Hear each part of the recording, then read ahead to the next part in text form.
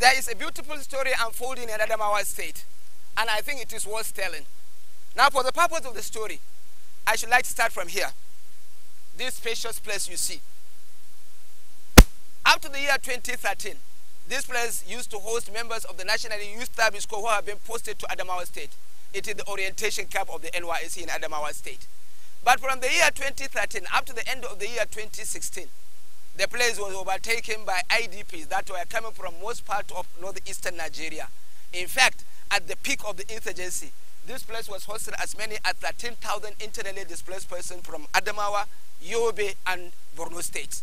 Today, the picture is different. The IDPs have gone back home.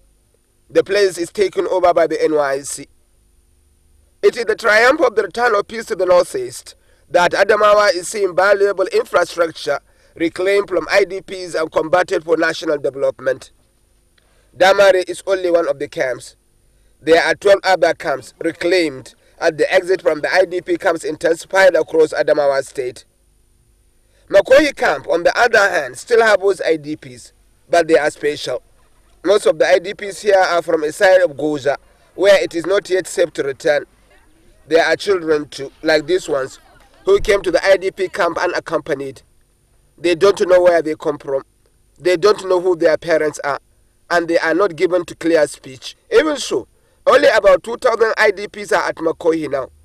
At the height of the insurgency, it never carries anything short of 10,000 people. Do with the IDPs, we realize that, yes, we've had an insurgency. Yes, we've also suffered some of the effects of this insurgency. It has pushed our people to be in the IDP centers, but as long as you maintain IDP centers and you're constantly just allowing the international community to come here with spaghetti and rice and so on and so forth, and then local efforts will be bags of rice, blanket and so on, you will never ever solve the problem. It is a masterstroke that many of the IDPs, for fear that they will not find anything back home, decided to stay with their host community. They are not IDPs now. They are pre-citizens of their new environment. There is this case of some 5,000 people who settled at Damari camp after they have been weaned. They were given free land by their host community through government intervention to build houses. These are the houses. Obviously, because they have no resources to build, support organization built a tent for them. But the host community assigned farmland to many of them who can farm. They also offered them free access to their health facilities, water supply and school systems. In fact, more than 100 pupils of this primary school are from the new settlers. The information given to us or directly given to us from our local authority, we should not collect any single kobo from them. But as far as they are part of the community, they have to pay the PTA fee, which is 15 naira only per term. From Yola, I made the long trip to Michika. There is something about Michika. It is one of the 5 local government areas in Adamawa State that have been mostly affected by the insurgency. And in fact, when the insurgency was at its peak, all people of Michika evacuated to an ADP camp in Yola. Mercifully, they are back home now, and they are picking up their lives again. But then, how is life in Michika after the life at the IDP camps? There is no single family that have not moved out of Michika when the insurgent attacked the town. They all have stories to tell.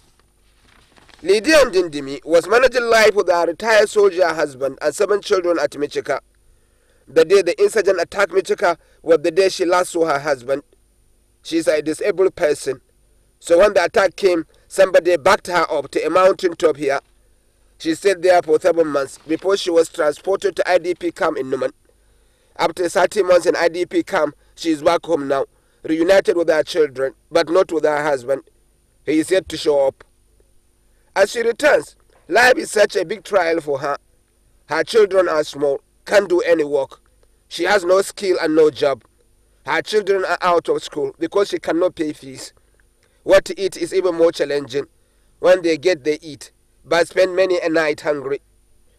For the people of Michika, they may have lost people and property, but they are coming back to a promise of bumper harvest. They will not starve. More than anything also, the air of peace around everywhere here. There is no fear and anxiety any longer of the people.